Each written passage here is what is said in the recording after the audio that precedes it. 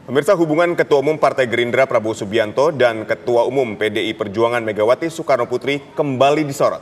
Meski keduanya beda koalisi, namun sinyal titip salam Megawati ke Prabowo menimbulkan tanya. Apakah kode itu merupakan kode PDI Perjuangan bakal merapat ke koalisi Indonesia Maju Plus?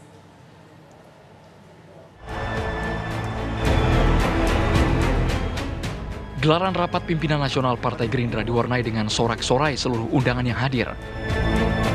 Ini berawal saat Presiden terpilih yang juga Ketua Umum Partai Gerindra, Prabowo Subianto menyapa satu persatu pejabat yang datang. Salah satunya Menteri Pendayagunaan Aparatur Negara dan Reformasi Birokrasi, Menpan RB, Abdullah Azwar Anas. Kader PDI Perjuangan itu pun refleks berdiri ketika Prabowo mengatakan bahwa Azwar menyampaikan salam dari Ketua Umum PDI Perjuangan, Megawati Soekarnoputri. Menteri Pan RB, Bapak Azwar Anas, tadi menyampaikan salam dari Ibu Megawati. Benar kan?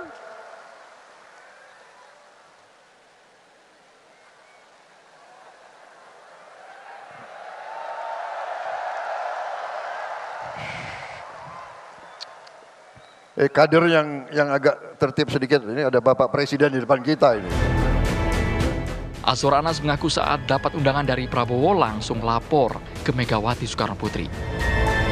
Secara kentara, Megawati menyampaikan salam hormat untuk Prabowo Subianto. Kemarin saya sebelum berangkat, Ibu menyampaikan salam hormat. Iya. Wah, ini ditodong. Ya. Jadi ketika kemarin ada undangan, kami lapor kepada beliau sebagai menteri, kami diundang oleh Pak Prabowo dan kemudian beliau menyampaikan salam hormat karena beliau tidak bisa hadir pada undangan pada kesempatan ini karena beliau memang sangat sibuk dengan tanda tangan rekom dari para calon yang belum selesai dan ada banyak sekali administrasi yang beliau selesaikan. Itu aja saya. Oh, enggak ada. Salam permohonan maaf saja karena malam ini tidak bisa hadir dan kami ketika berpamitan beliau menyampaikan salam hormat ke Pak Prabowo. Apakah titip salam Megawati ke Prabowo merupakan sinyal PDI Perjuangan membuka peluang untuk gabung koalisi Indonesia Maju Plus? Apalagi gaya politik merangkul ala Prabowo selama ini gamblang ditujukan ke semua partai. Rakyat butuh pilihan, tapi sekarang ayo kita bersatu, kita bergabung, kita bekerja sama.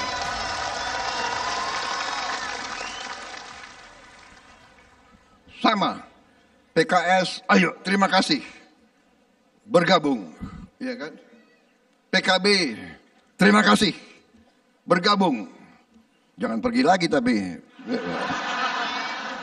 bergabung, terima kasih. Sekarang aku nunggu, ya kan?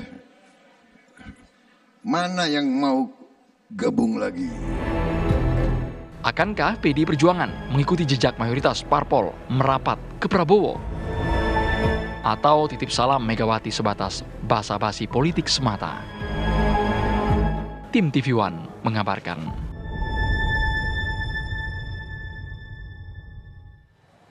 Pemirsa, di tengah gejolak politik dunia yang penuh dengan konflik, Presiden terpilih Prabowo Subianto mengingatkan para elit nasional untuk merapat dan bersatu. Prabowo mengutip analisis dari pakar asing, Indonesia akan menjadi negara top dunia bila para elit tidak terpecah belah. Tidak lama setelah pidato itu, Megawati pun menitipkan salamnya kepada Prabowo saat Gerindra menggelar Rapimnas. Akankah tektok politik antara Prabowo dan Megawati ini berujung pada bentuk koalisi? Untuk membahasnya, pemirsa telah bergabung bersama kami. Ada Wakil Ketua Umum Partai Gerindra di studio, ada Bang Habibur Rahman. Selamat sore Bang Habib. Ya, kemudian juga ada pakar, Waalaikumsalam warahmatullahi wabarakatuh. Kemudian juga ada pakar politik, yaitu ada Bang Henry Satrio di sini. Selamat sore Bang Henry Satrio. Sore, Tisa. Dan pemirsa juga bergabung bersama kami secara virtual, ada juru bicara PDIP, yaitu ada Mas Aryo Seno Pagaskoro. Selamat sore Mas. Selamat sore Mbak Tisa, Mas Adit. Pertama saya ingin menuju ke Bang Habib terlebih dahulu dari Gerindra. Dari Gerindra sendiri, apakah memang Gerindra sangat menginginkan sekali PDIP ini bisa bergabung masuk mendukung pemerintahan Prabowo Subianto nanti? Ya, saya jelaskan dulu kemarin ya apa yang terjadi. Sebenarnya acara ini kan cukup dadakan ya. Konsolidasinya mungkin sekitar 5 harian ya. Tadi wajar misalnya ada undangan ke partai politik, sudah ada Ibu Mega sudah ada agenda sebelumnya. Apabila acara ini mungkin disiapkan sebulan sebelumnya, saya sih yakin Ibu Mega mengirimkan akan hadir ya, atau minimal mengirimkan Mbak Puan Maharani. Feeling saya. Nah, yang kedua, Ibu Mega itu setahu saya nggak pernah basa-basi. Beliau sama kayak Pak Prabowo, orang yang mengungkapkan apa yang beliau rasakan. Nggak pernah ada gimmick-gimmick politik ya, karena nggak perlu lagi selevel Ibu Mega, nggak perlu gimmick-gimmick, nggak perlu basa-basi. Kalau beliau menyampaikan salam ya itu sincere, itu benar-benar tulus ya, sebagai negarawan. Jadi kami ini para politisi ada 3 level hubungan satu sama lain, ideologi, politik, organisasi. Mungkin secara organisasi kita tidak sama, mungkin secara politik beda haluan, tapi secara ideologi Pak Prabowo dengan Ibu Megawati setahu saya sangat erat hubungannya. Pak Prabowo berkali-kali mengatakan mengagumi pemikiran-pemikiran ayahnya Ibu Mega, Bung Karno. Betul. Banyak sekali program-program Partai Gerindra ya, di beberapa kali pemilu yang implementasi ajaran-ajaran Bung Karno ya. Begitu juga praktek berpolitik di Partai Gerindra, kita bikin partai school ya, sekolah partai dan lain sebagainya, menuju ke partai kader. Itu juga salah satu referensi utamanya adalah PDI Perjuangan dan Soekarnoisme, kurang lebih begitu bagaimana mendirikan sebuah partai politik. Jadi dalam konteks ideologi, 2 orang ini bersaudara sangat erat. Sehingga wajar ada salam begitu dari Ibu Mega ya. Dalam konteks untuk menuju pemerintahan bersama gimana Bang? Itu dia artinya, kalau kita bicara ideologi itu kan kita bicara kepentingan kita bersama. Kita bicara politik, bicara organisasi, mungkin bicara pemilu-pemilu ansih. Tapi kalau bicara kepentingan bersama, kepentingan bangsa yang lebih besar di tengah elit percaturan global yang banyak tantangan di sana sini, memang kita memerlukan persatuan. Nah, saya pikir semangat itu ada juga di Ibu Mega ya, sehingga kita boleh optimis ya dalam waktu ke depan ya.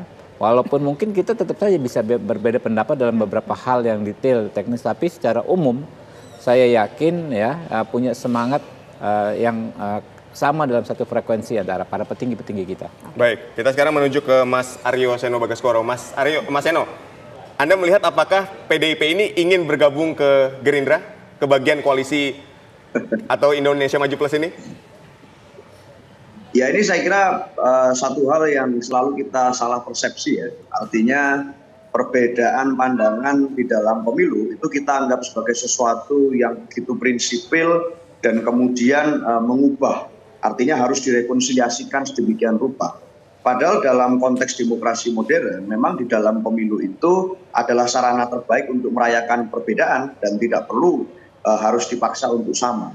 Tetapi dalam hal-hal konteks tertentu, dalam hal pandangan tentang negara, tentang Pancasila, tentang Undang-Undang Dasar 45, tentang pentingnya konstitusi, saya rasa sebagai negarawan, Ibu Mega dan Pak Prabowo ini harusnya saya yakin sama-sama berada dalam satu pandangan yang ideal tentang bagaimana harusnya memandang bangsa ke depan. Dan dalam konteks ini pun seringkali juga kita lihat dalam konteks pilkada saat ini ada banyak sekali sebenarnya kerjasama politik yang terjalin antara PDI Perjuangan dengan Partai Gerindra. Kalau kita hitung secara kuantitatif, setidaknya dari 545 daerah yang kita semua melaksanakan pilkada, itu ada lebih dari 9% rekomendasi PDI Perjuangan diberikan untuk bersama-sama berjuang dengan calon dari kader Partai Gerindra. Jadi ini angka yang sangat besar, dari 545 lebih dari 9% itu bersama-sama. Jadi dalam konteks sebagai Ketua Umum PDI Perjuangan, Ibu Mega sebagai Ketua Umum PDI Perjuangan, dan Pak Prabowo sebagai Ketua Umum Partai Gerindra, yang kita tahu di dalam konteks acara kemarin adalah acara dari Partai Gerindra. Ini hubungan antar Ketua Umum Partai Politik seperti yang sering kali saya sampaikan, hubungan kami dengan semua partai politik berjalan dengan baik, komunikasi berjalan, bahkan di dalam beberapa pilkada kerjasama politik bisa terjalin. Jadi saya rasa tidak ada masalah di situ.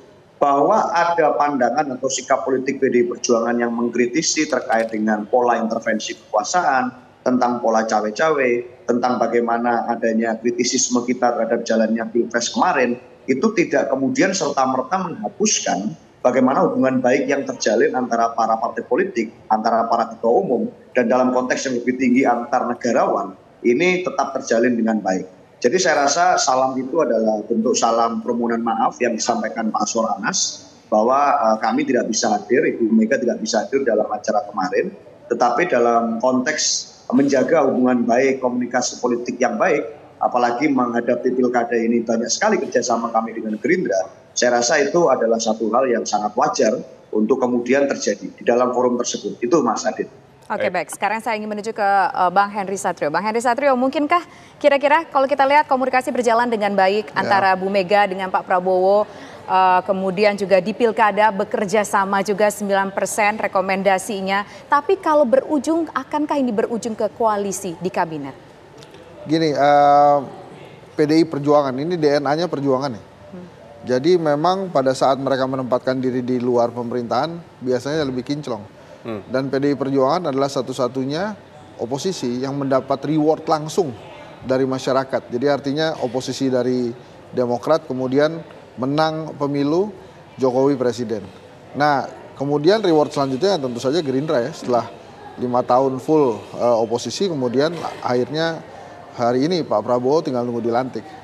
Tapi kalau kita bicara tentang PDI Perjuangan Ibu Mega, memang tidak ada masalah dengan Pak Prabowo, bahkan mereka sempat bersama-sama sebagai pasangan presiden, calon presiden dan calon wakil presiden. Dan PDI Perjuangan sebetulnya kalaupun berada di luar pemerintahan, dia memainkan posisi yang strategis, quote and quote ya, ini bahasa saya. Jadi artinya kalau ada program-program pemerintah yang bagus tuh mereka dukung. Ini terjadi pada saat PDI Perjuangan menjadi oposisi atau di luar pemerintahan, saat itu Demokrat yang berkuasa. Bagaimana caranya PDI Perjuangan mendukung pemerintahan SBY waktu itu? Dipersilahkan oleh mayoritas elit politik waktu itu, Pak Taufik Kemas sebagai Ketua MPR.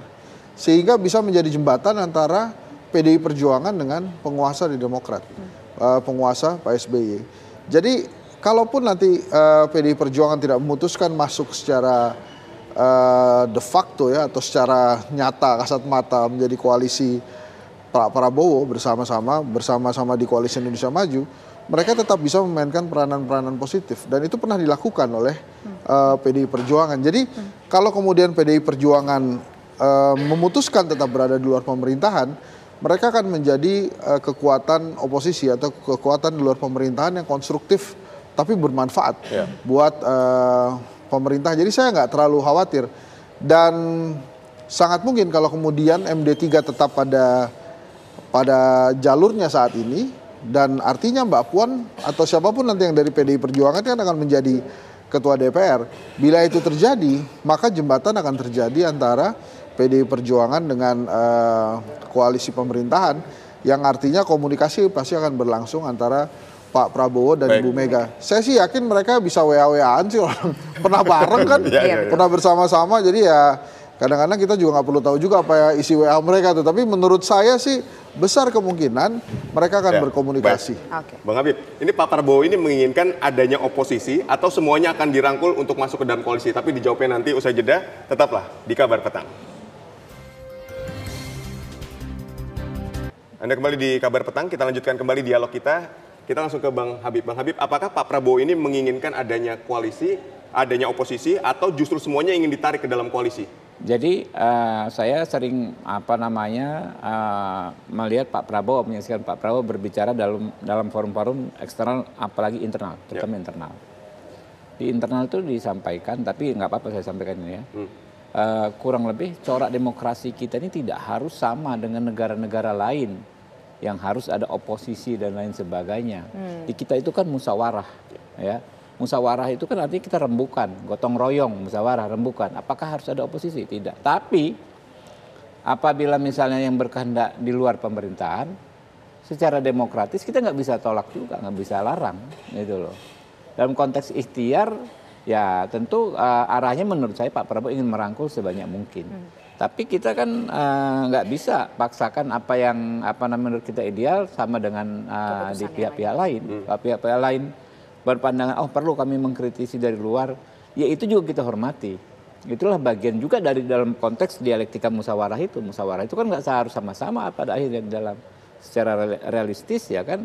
ada pihak-pihak yang berpendapat, oh kita ke depan kan juga musyawarah, tapi kami nggak di pemerintahan. Kan bisa juga seperti itu. Oke. Sekarang saya ke Mas Seno. Mas Seno, kalau tadi Mas Seno mengatakan di Pilkada oke lah kompak, ada 9% begitu yang bersatu bersama dengan Gerindra mengajukan kepala daerah. Tapi kalau untuk nanti mendukung pemerintahan di kabinetnya nanti akan dilantik, kira-kira apakah PDIP akan bergabung mendukung pemerintahan yang akan dilantik nantinya?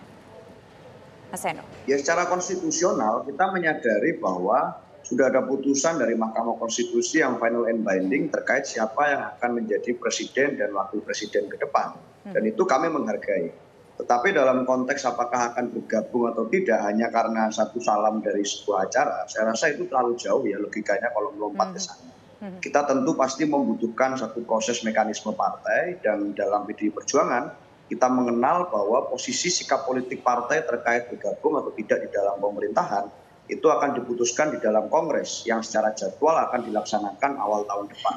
Nanti kami akan membahasnya di sana. Tetapi Mbak, apapun, apakah di dalam atau di luar pemerintahan, saya rasa konstitusi kita memberikan ruang untuk itu. Dan itu bukan berarti siapapun yang ada di dalam pemerintahan atau siapapun yang ada di luar pemerintahan, otomatis berarti dia tidak cinta tanah air, tidak cinta negara, tidak ingin Indonesia ini lebih baik, lebih maju. Karena memang di dalam konsep tata negara pemerintahan kita yang presidensial ini, kita tidak mengenal konsep oposisi atau non-oposisi. Yang ada memang semua partai politik kan memang ada di dalam DPR yang ada di Senayan. Sehingga fungsi kritis itu ada di sana, fungsi rembukan ada di DPR, fungsi musyawarah ada di DPR. Persoalan kita akan mengambil jalan berada di dalam atau di luar, saya rasa itu sama-sama pilihan konstitusional, sama-sama pilihan yang cinta tanah air, sama-sama pilihan yang ingin agar Indonesia lebih baik. Jadi apapun itu, apapun pilihan PDI Perjuangan nanti, tidak ada alasan buat kemudian mengatakan bahwa kami tidak ingin untuk melakukan kerja-kerja pembangunan bersama, kerja-kerja gotong royong bersama. Karena bagi kami itu sama-sama pilihan yang demokratis. Baik, kita ke Mas Hensat. Mas Hensat, apakah PDIP ini akan bergabung ke pemerintahan Prabowo menurut Anda? Sebagai menteri misalnya? Ya, waktu Kongres PDI Perjuangan tahun 2010 itu Ibu Mega pernah mengatakan bahwa garis politik PDI Perjuangan itu lebih dari hanya sekedar bagi-bagi kursi, bagi-bagi kekuasaan dan istana negara. Garis politiknya adalah bagaimana mesejahterakan wong cilik. Nah, karena itu disampaikan oleh Bu Mega di Kongres Nasional, jadi menurut saya itu yang akan diambil oleh PDI Perjuangan dalam menyikapi atau menjawab pertanyaan akankah PDI Perjuangan akan masuk ke koalisi atau tidak.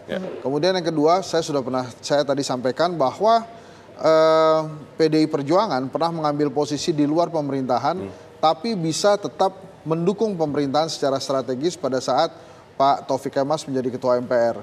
Sehingga aku yakin nanti itulah posisi yang akan diambil lagi oleh PDI Perjuangan, berada di luar pemerintahan tapi tetap bisa bekerja sama dengan pemerintah.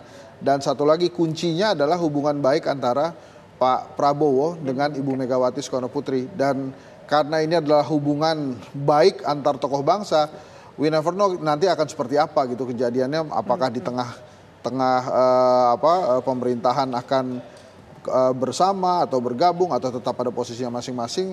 Tapi saya rasa kedua orang ini tujuannya sama untuk mensejahterakan Indonesia dimanapun posisi nanti mereka berada. Oke, baik. Terima kasih Mas Hendra.